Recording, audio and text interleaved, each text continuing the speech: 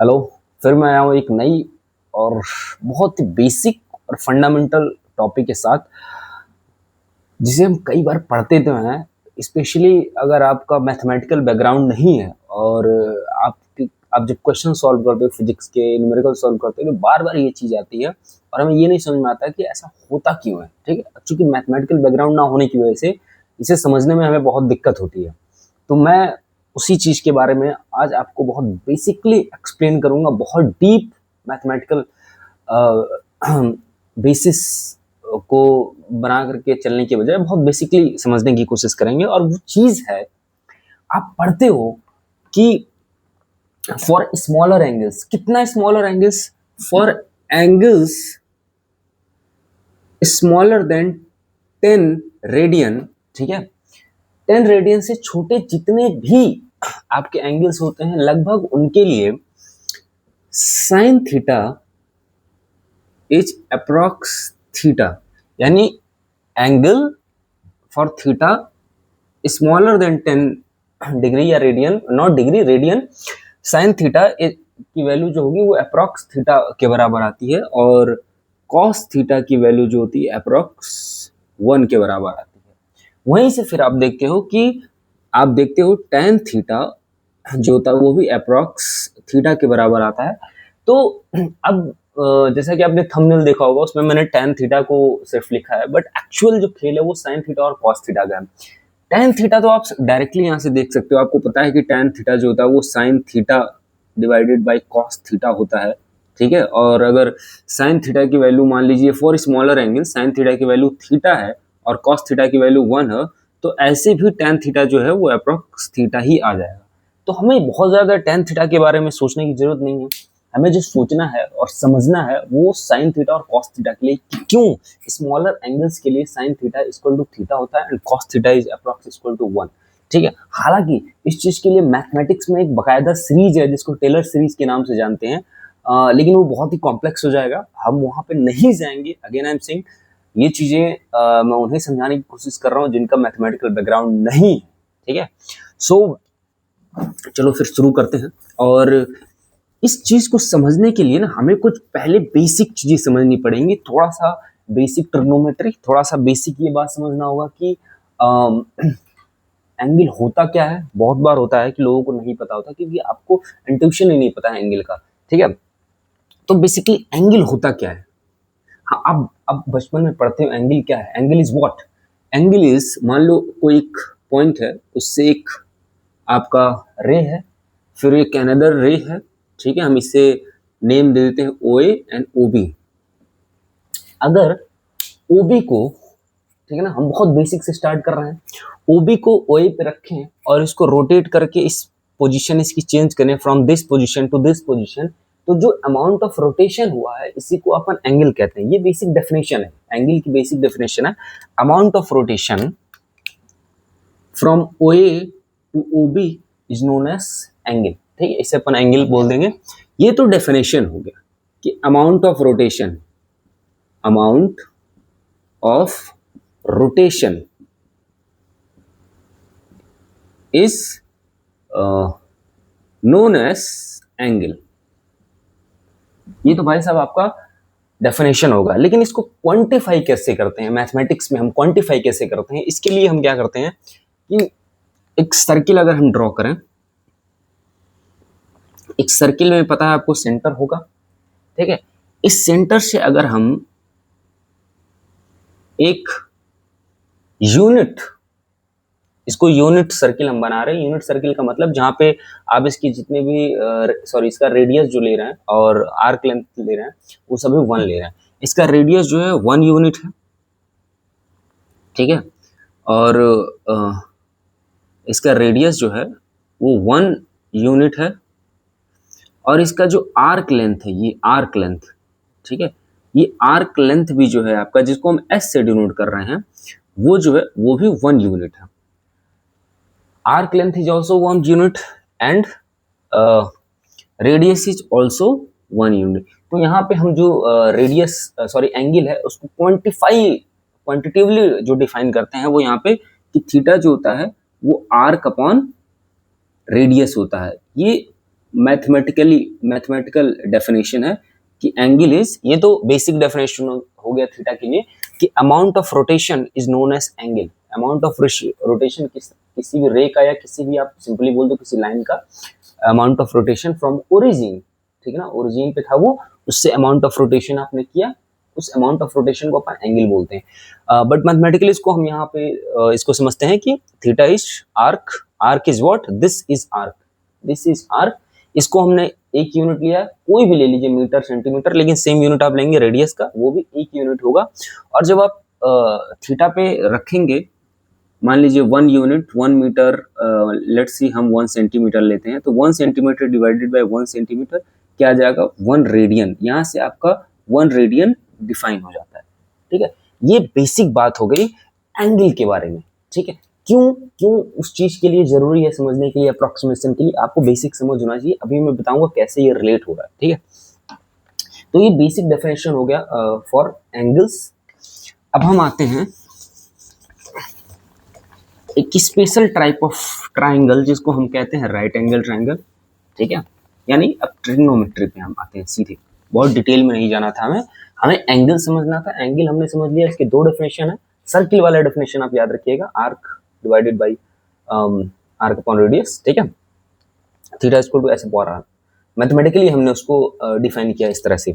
फिर हम आते हैं ट्रिग्नोमेट्री में। आपको पता है कि ट्रिग्नोमेट्री में जो है वो आपका ये होता है राइट एंगल ट्रायंगल।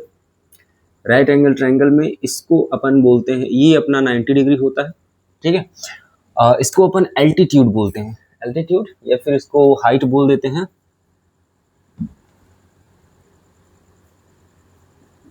एल्टीट्यूड, या इसको परपेंडिकुलर भी बोलते हैं, परपेंडिकुलर बोल देते हैं, या फिर इसी को हाइट भी बोल देते हैं, एल्टीट्यूड, परपेंडिकुलर, हाइट, या इसको बोल देते हैं बेस, और इसको बोलते हैं हाइपोटेन्यूज, ठीक है। एल्टीट्यूड के जस्ट अपोजिट वाला जो एंगल होता है उसको अपन डिनोट कर देते हैं थीटा से, और बेस के अपोजिट वाला जो एंगल होता है उसको फाई से डिनोट कर देते हैं। आपको बेसिकली पता है कि सम ऑफ कि कोई भी किसी भी तरह का ट्रायंगल हो, उसके जो इनर एंगल्स होते हैं उनका सम जो होता है वो हमेशा सम जो होता है वो 180 डिग्री होता है। तो चूंकि यही 90 डिग्री है, तो थीटा और फाई जो है आपका, थीटा और फाई इक्वल टू 90 डिग्री होगा। ये बेसिक बातें हो गई, ठीक है। फिर आपको पाइथागोरस थ्योरम से ड्राइव होता है, आपको पता है sine square theta plus cos square theta equal to 1। अब इसी को हम समझते हैं, हम अप्रोक्सीमेशन के लिए हम बहुत डिटेल में नहीं जाएंगे क्योंकि हमें यहाँ ट्रिग्नोमेट्री नहीं पढ़नी है, ठीक है। ये बेस हो गया। अब आप एक सर्किल बनाइए, अगेन एक सर्किल बनाया आपने, इसी सर्किल में मैं सर्किल थोड़ा सा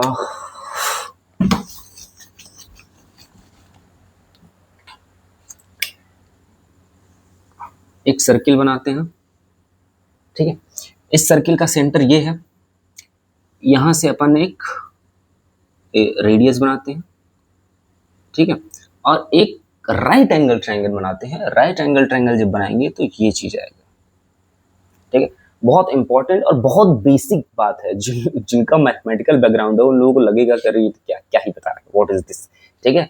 बट अगर आपका मैथमेटिकल बैकग्राउंड नहीं है तो बहुत बार लोगों को इस चीज की प्रॉब्लम होती है, why tan theta equal to tan theta, या sin theta for smaller angles. अब वो एंगल वाली डेफिनेशन याद रखना, theta equal to arc upon radius, ठीक है।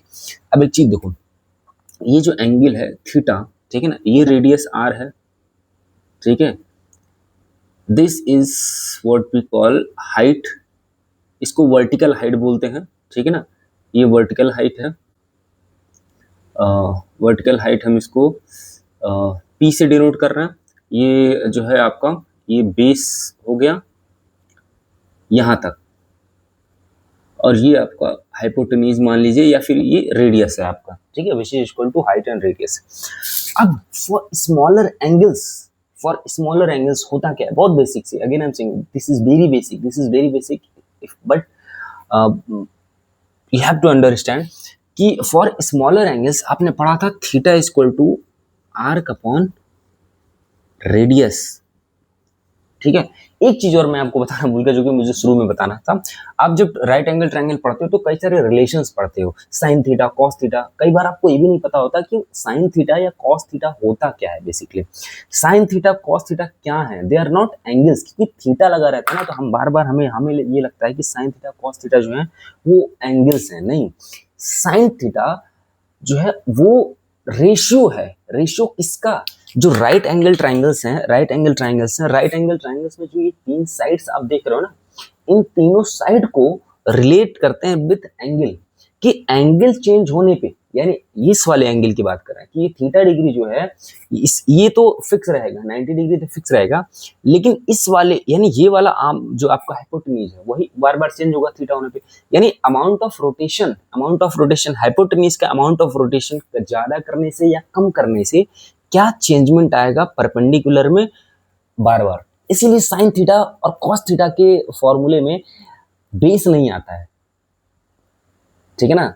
Sorry, what I am saying, base आता है, ठीक है। फॉर ऑन दोज रेशियोज, ठीक है ना। हाइपोटेन्यूज परपेंडिकुलर के साथ आता है और कॉस वाले में आपका बेस और हाइपोटेन्यूज आता है, ठीक है।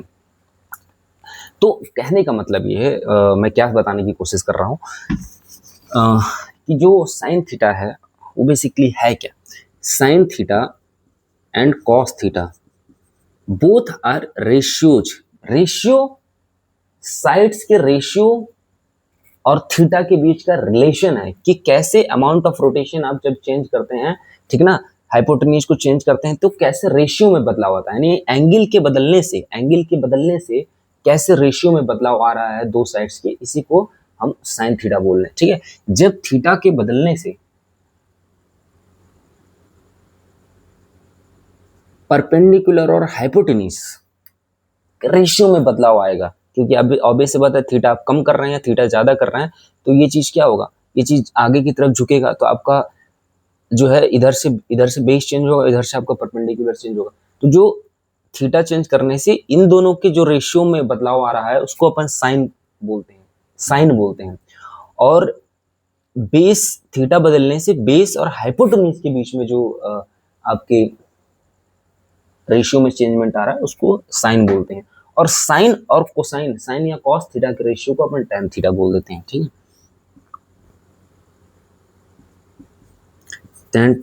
Tan theta is what?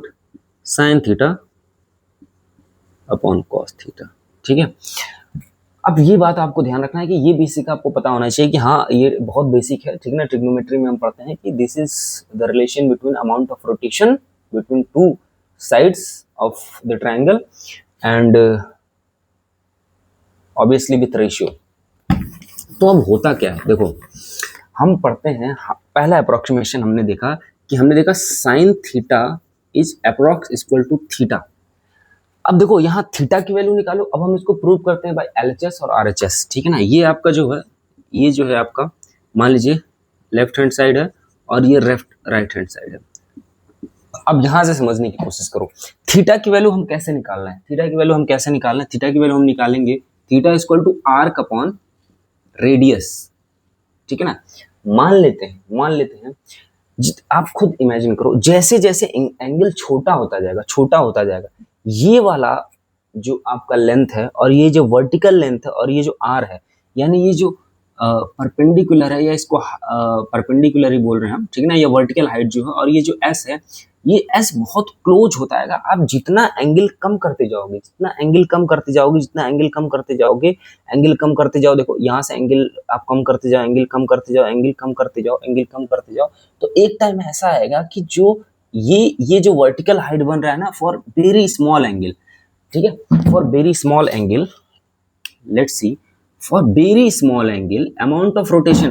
क्यों मैंने अमाउंट ऑफ रोटेशन वाली बात बताई आपको, क्योंकि आपको यही समझना है, ठीक है ना, कि अमाउंट ऑफ रोटेशन अगर आप कम करते जाओ, बहुत कम आपने अमाउंट ऑफ रोटेशन कर दिया, ठीक है, तो सेम रेडियस वही है, आपका रेडियस तो नहीं बदल रहा है, अमाउंट ऑफ रोटेशन आपने कम किया है। अमाउंट ऑफ रोटेशन करने से आप देखो ये जो वर्टिकल हाइट बन रही है ना, अब हम ट्रायंगल बनाते हैं, ये आपका पूरा बेस हो गया, ये बेस हो गया और ये आपका ऑब्वियसली जो हाइपोटेन्यूज था, और ये देखो आप ये जो वर्टिकल हाइट है, ये वर्टिकल हाइट को यहाँ पे देखो कितना गैप था, आर्क रेडियस में और वर्टिकल हाइट में, आर्क रेडियस वर्टिकल हाइट में कितना गैप है, डिस्टिंग्यूश्ड है, ठीक है कि। लेकिन यहाँ पे जब आप देखोगे तो अप्रॉक्स आर्क रेडियस और ये चीज जो है आर्क रेडियस और ये बिल्कुल कोइंसाइड कर रहा है, ठीक है, एक ही जगह पे मिल रहे हैं।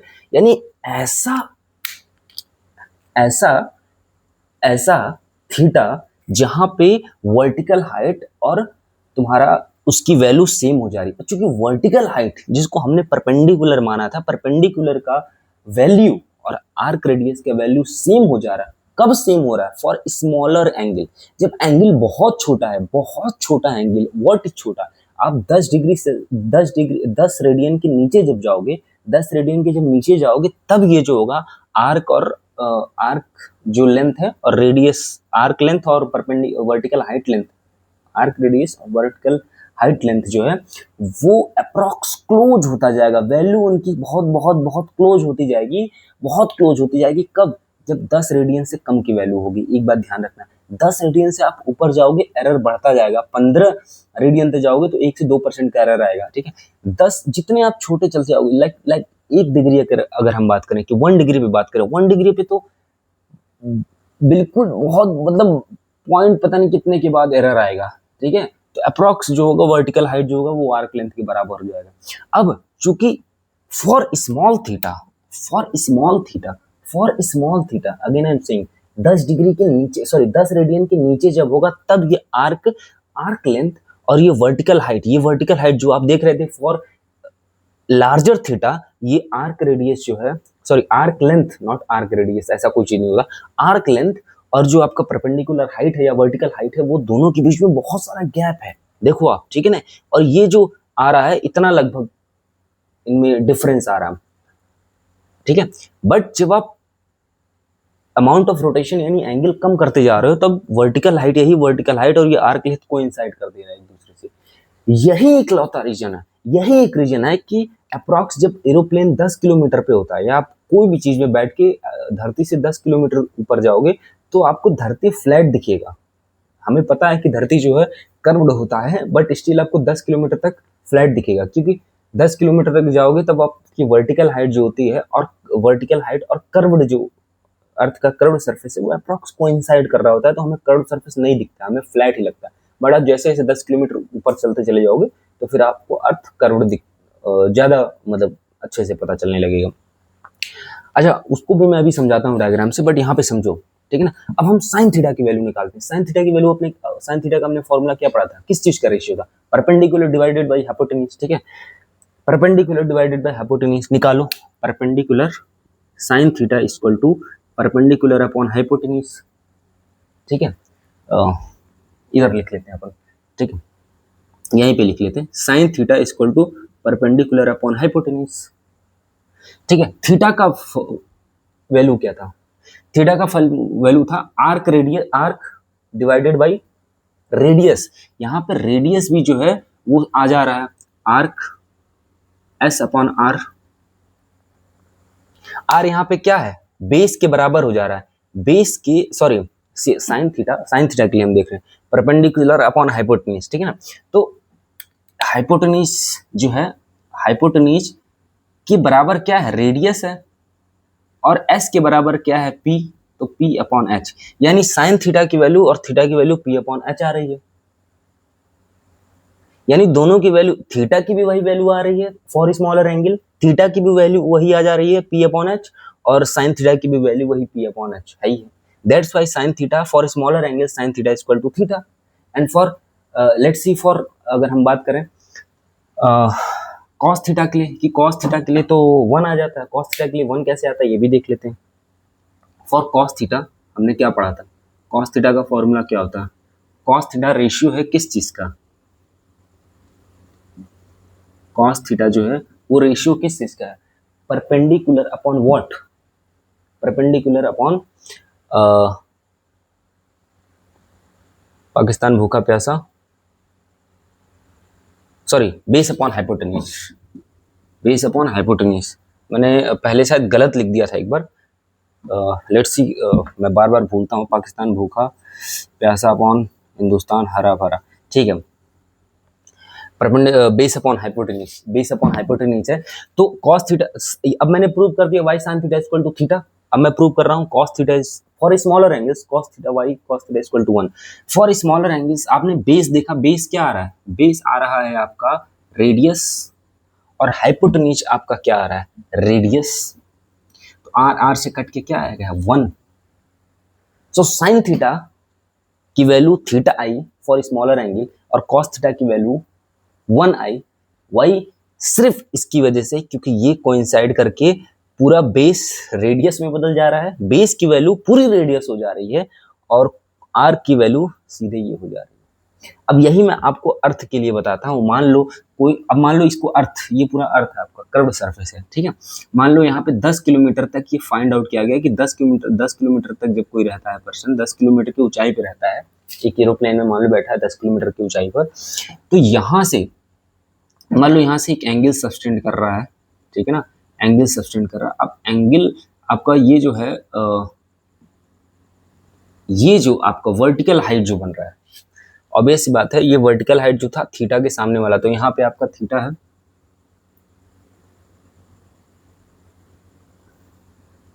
This is what we call theta, ठीक है। ये थीटा आपका एंगल सब्सटेंड हो रहा है, ये प्लेन है, एरोप्लेन यहाँ पे है, एंगल थीटा सब्सटेंड कर रहा है, ठीक है। कोई पर्सन मान लो यहाँ पे, ठीक है।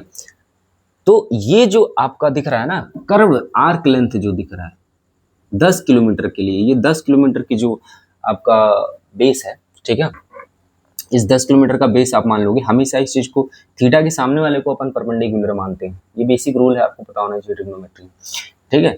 तो ये जो आपका हाइट है, वर्टिकल हाइट या जिसे हम परपेंडिकुलर कर रहे हैं, वो कोइंसाइड करेगा इसके साथ क्या बोलते हैं आर्क लेंथ के साथ, ठीक है। इसलिए 10 किलोमीटर की दूरी तक हमें जो था सेम यही वाला है। आप थोड़ा सा इमेजिन करना, अपना दिमाग चलाना, ठीक है, बहुत कॉम्प्लेक्स डायग्राम मुझे बनाने की जरूरत नहीं, सेम यही चीज है कि इसकी वजह से 10 किलोमीटर तक, 10 किलोमीटर का अगर आप बेस ले रहे हो, इसको बेस मानना पड़ेगा आपको, क्योंकि हमारी आदत है ना सोचने की सीधे सीधे कोई चीज रहेगा तो उसको परपेंडिकुलर मानेंगे नहीं, थीटा के सामने वाले को हम परपेंडिकुलर मानते हैं। बहुत बेसिक चीज है, तो इतना तो आपको पता होना चाहिए, ठीक है, पता होगा। तो उसके बेसिस पे आप देखोगे तो ये आपका वर्टिकल हाइट हो गया या परपेंडिकुलर हो गया, और ये हाइपोटेन्यूज हो गया और ये हो गया, तो यही चीज लगाओगे तो आपको आएगा सेम, ठीक है, कि सेम जो होता है आर्क लेंथ जो होता है वो अप्रॉक्स बराबर लगता है परपेंडिकुलर हाइट के, ठीक है।